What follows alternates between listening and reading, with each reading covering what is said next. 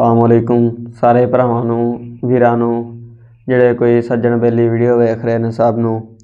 ते तुहानूं पता है कि जिवें कि साडी वीडियो हुंदी है मुर्गियां दे बारे कि असीं मुर्गियां दे बारे तुहानूं दस्सीदा है कि जिहड़ा असीं अपना एक्सपीरियंस है साडा तजर्बा है अपना, क्योंकि साडा एक मिसाल दे तौर ते साडा समझ लो कि ग्रुप ही है एक हिसाब दा। ਉਹਦੇ ਅੰਦਰ ਅਸੀਂ ਵੀ ਜਿਹੜੇ ਸਾਡੇ ਕੋਈ ਪ੍ਰੈਕਟੀਕਲ ਨੇ ਆਪਸ ਦੇ ਤਜਰਬੇ ਨੇ ਸ਼ੇਅਰ ਕਰੀਦੇ ਇੱਕ ਦੂਸਰੇ ਨਾਲ। ਉਹ ਜਿਹੜੇ ਕੋਈ ਅਸੀਂ ਤਜਰਬੇ ਕੀਤੇ ਨੇ ਤੁਹਾਨੂੰ ਉਹੀ ਦੱਸਦੇ ਹਾਂ। ਅਤੇ ਹੁਣ ਅੱਜ ਅਸੀਂ ਤੁਹਾਨੂੰ ਦੱਸਣ ਲੱਗੇ ਹਾਂ ਮੁਰਗੇ ਨੂੰ ਤਾਕਤਵਰ ਕਿੱਦਾਂ ਬਣਾਉਣਾ।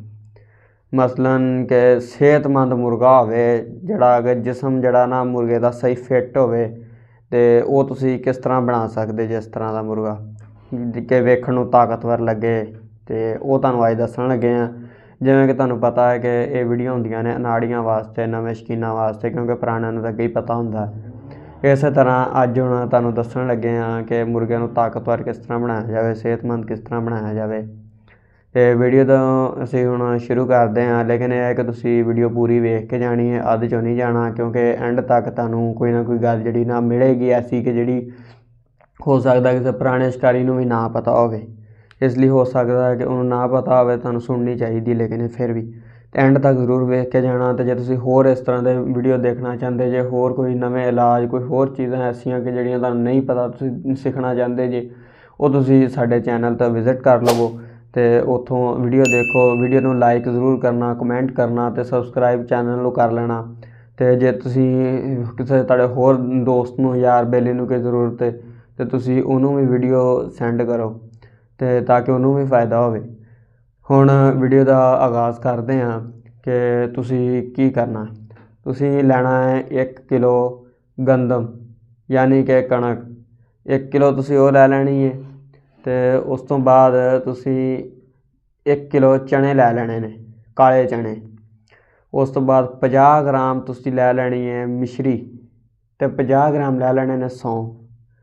ਇਹਨਾਂ ਨੂੰ ਸੌਂਫ ਲੈ ਲੈਣਾ 50 ਗ੍ਰਾਮ ਅਤੇ ਇਹਨਾਂ ਨੂੰ ਫਿਰ ਤੁਸੀਂ ਪਿਹਾ ਲੈਣਾ ਹੈ। ਆਟਾ ਪਿਹਾ ਕੇ ਤੁਸੀਂ ਇਹਨਾਂ ਦਾ ਪੀਸ ਕੇ ਇਹਨਾਂ ਨੂੰ ਤੁਸੀਂ ਰੱਖ ਲੈਣਾ। ਅੱਛਾ, ਇਹ ਹੁਣ ਹੋ ਗਿਆ ਤੁਹਾਡਾ ਆਟਾ ਤਿਆਰ। ਹੁਣ ਵੀਡੀਓ ਸੁਣ ਕੇ, ਹੁਣ ਇੰਨੀ ਸੁਣ ਕੇ ਭੱਜ ਨਾ ਜਾਣਾ। ਹੁਣ ਅਗਲੀ ਵੀਡੀਓ ਵੀ ਜਿਹੜੀ ਨਾ ਤਰੀਕਾ ਉਹ ਵੀ ਸੁਣ ਕੇ ਜਾਣਾ, ਉਹ ਨਾ ਤੁਸੀਂ ਇੰਨੀ ਸੁਣ ਕੇ ਭੱਜ ਜਾਓ, ਇਹ ਫਿਰ ਫਾਇਦਾ ਨਹੀਂ ਹੋਏਗਾ। ਦੇਣ ਦਾ ਵੀ ਤਰੀਕਾ ਹੁੰਦਾ। ਉਸ ਤੋਂ ਬਾਅਦ ਮੁਰਗੇ ਦੀ ਸਭ ਨਾਲੋਂ ਪਹਿਲੀ ਜਿਹੜੀ ਗੱਲ ਹੈ ਨਾ, ਮੁਰਗੇ ਦੀ ਸਫਾਈ ਹੋਣੀ ਚਾਹੀਦੀ ਹੈ।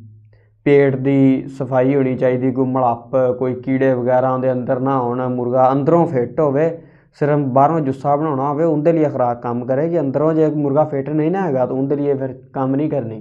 ਤੁਹਾਨੂੰ ਉਹ ਵੀ ਵੀਡੀਓ ਇੱਕ ਅਲੱਗਾ ਬਣਾ ਦਿਆਂਗੇ ਕਿ ਉਹਦੇ ਅੰਦਰੋਂ ਮਲੱਪ, ਕੀੜੇ ਵਗੈਰਾ ਕਿੱਦਾਂ ਖ਼ਤਮ ਕਰਨੇ, ਕਿਹੜੀ ਮੈਡੀਸਨ ਦਿੱਤੀ ਜਾਵੇ, ਉਹ ਇੱਕ ਅਲੱਗਾ ਟੋਪਿਕ ਉਹ ਵੀਡੀਓ ਬਣਾ ਦਿਆਂਗੇ। ਅਤੇ ਹੁਣ ਇਹ ਤੁਸੀਂ ਹੁਣ ਤੁਸੀਂ ਇਹ ਬਣਾਉਣੀ ਹੈ। ਤੁਸੀਂ ਕੀ ਕਰਨਾ ਹੈ ਕਿ ਸੁਬਾਹ ਦੇ ਟਾਈਮ ਇੱਕ ਕੌਲੀ ਦੇ ਵਿੱਚ ਤੁਸੀਂ ਆਟਾ ਪਾ ਲੈਣਾ। ਇੰਨਾ ਕੁ ਪਾਉਣਾ ਕਿ ਜਿੰਨਾ ਕੁ ਤੁਹਾਡਾ ਮੁਰਗਾ ਹਜ਼ਮ ਕਰ ਲਵੇ, ਜਿੰਨਾ ਖਾ ਲਵੇ, ਇੰਨਾ ਤੁਸੀਂ ਪਾ ਲਓ। ਉਹਦੇ 'ਚ ਪਾਓ ਦੇਸੀ ਆਂਡਾ ਪਾਉਣਾ ਸੁਬਾਹ ਦੇ ਟਾਈਮ। ਆਂਡੇ ਦੇ ਵਿੱਚ ਹੀ ਉਹ ਆਟਾ ਗੁੰਨਣਾ ਹੈ ਤੁਸੀਂ। ਜੇ ਕੋਈ ਥੋੜ੍ਹਾ ਜਿਹਾ ਜਿਹੜਾ ਨਾ ਰਹਿ ਜਾਵੇ, ਨਾ ਗੁੰਨਿਆ ਜਾਵੇ ਏਡਾ, ਫਿਰ ਥੋੜ੍ਹਾ ਜਿਹਾ ਤੁਸੀਂ ਦੁੱਧ ਪਾ ਲੈਣਾ, ਨਹੀਂ ਤਾਂ ਆਂਡੇ ਨੇ ਗੁੰਨਣਾ। ਗੁੰਨ ਕੇ ਤੁਸੀਂ ਚੰਗੀ ਤਰ੍ਹਾਂ ਉਹਦੀਆਂ ਗੋਲੀਆਂ ਬਣਾ ਕੇ ਮੁਰਗਿਆਂ ਨੂੰ ਖਵਾ ਦੇਣੀਆਂ ਨੇ ਸੁਬਾਹ ਦੇ ਟਾਈਮ। ਅਤੇ ਇਹ ਸੁਬਾਹ ਦੇ ਟਾਈਮ ਦੀ ਹੋ ਗਈ ਇਹ ਖੁਰਾਕ। ਉਸ ਤੋਂ ਬਾਅਦ ਪਿਛਲਾ ਟਾਈਮ ਜਿਹੜਾ ਤੁਸੀਂ ਪਿਛਲੇ ਟਾਈਮ ਦੀ ਜਿਹੜੀ ਖੁਰਾਕ ਹੈ, ਪਿਛਲੇ ਟਾਈਮ ਵੀ ਤੁਸੀਂ ਇਹੀ ਕੰਮ ਕਰਨਾ ਹੈ ਕਿ ਪਿਛਲੇ ਟਾਈਮ ਵੀ ਇਹੀ ਆਟਾ ਜਿਹੜਾ ਹੈ ਇਹ ਤੁਸੀਂ ਫਿਰ ਆਟਾ ਇਹੀ ਗੁੰਨ ਲੈਣਾ ਹੈ। ਅਤੇ ਪਿਛਲੇ ਟਾਈਮ ਤੁਸੀਂ ਗੁੰਨਣਾ ਦੁੱਧ ਦੇ ਵਿੱਚ।